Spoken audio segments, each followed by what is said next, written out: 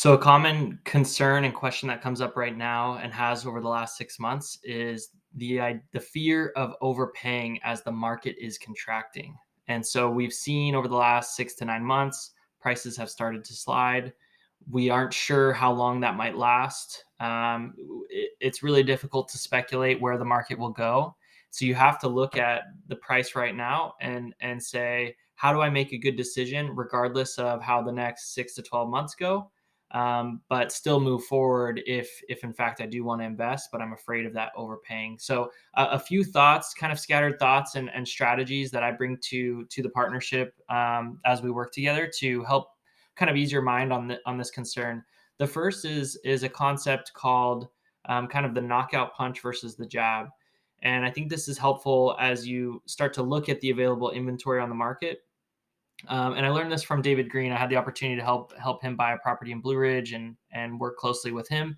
And he taught me this idea that over 2020 and 2021, we were really all just throwing knockout punches, hoping that we could knock out the seller with that first punch, get the deal, and beat the other 20 offers, right? But now, as the market has balanced back into a relatively even market, this is a market where, as buyers, we want to be throwing jabs. We want to be feeling out the opponent, seeing how do they respond, how tired are they, how motivated are they to give up their home, right? And so that's one strategy that we can, or kind of framework we can use as we're thinking about making offers, is working together to come up with an offer that makes sense for you.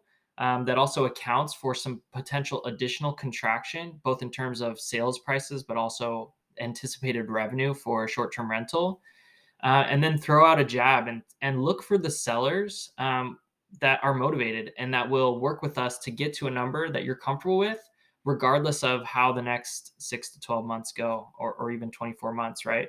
So we want to price in some additional contraction into our offers, so that you feel comfortable that you're getting a good deal now, and it'll still be a good deal assuming the market continues to contract. And if it doesn't, you're getting a great deal, right? And so that's how you come out a winner, both in the near term and in the long term, and you can kind of move past this fear of overpaying.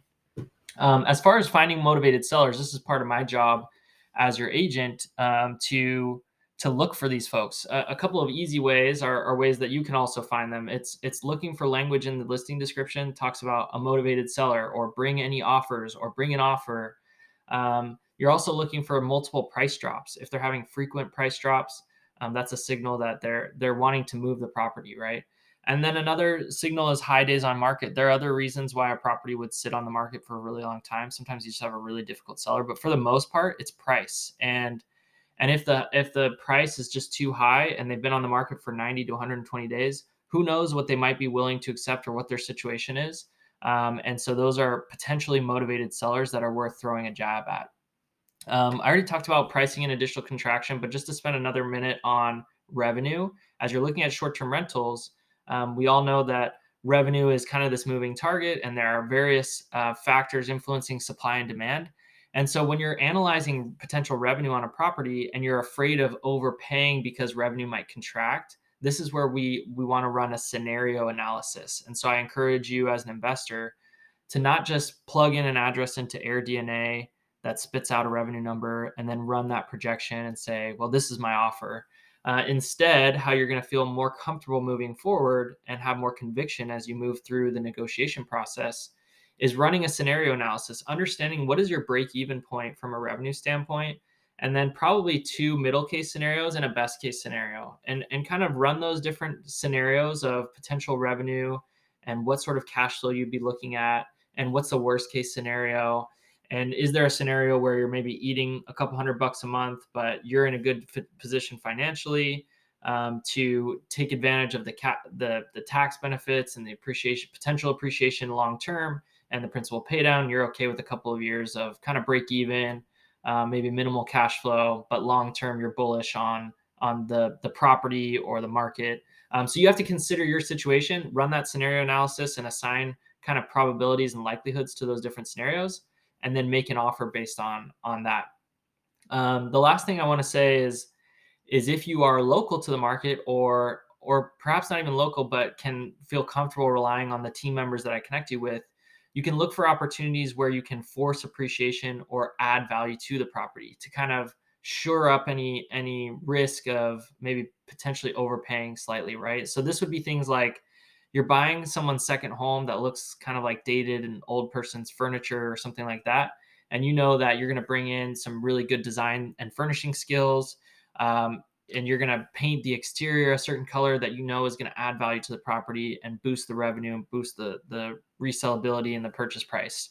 Another more maybe a next step ahead would be adding square footage. So if you have the skills or the resources to go in and add some square footage, finish out a basement, add a bathroom, those are opportunities to potentially force appreciation, perhaps even refinance and pull your equity and capital out of the property and move forward basically without equity in the property, not equity, capital in the property, tied up in the property, right? So those are some considerations, different strategies for different people depending on where you are in your real estate investing journey and what sort of access to resources you have and comfortability you have with remodel and managing contractors and things like that. The good news is I have a lot of experience navigating different property types and a good history and track record with my clients and myself, helping people get properties that are under market value with good upside and good options to kind of navigate different scenarios and outcomes. So I encourage you to kind of take those things into to your mind and get comfortable with running a scenario analysis and understand how you can kind of move past the fear of overpaying and move forward with confidence, understanding that there's always some risk that you might have overpaid if you time the market wrong. But hopefully you're looking at this from a 10, 20, 30-year perspective. Most likely over the next decade or two, you'll look back and say, and regret the real estate you didn't buy and feel that you underpaid for everything that you have held on to over that time period. So the key is making sure that you have a plan for holding long term, and then you should be in a good spot.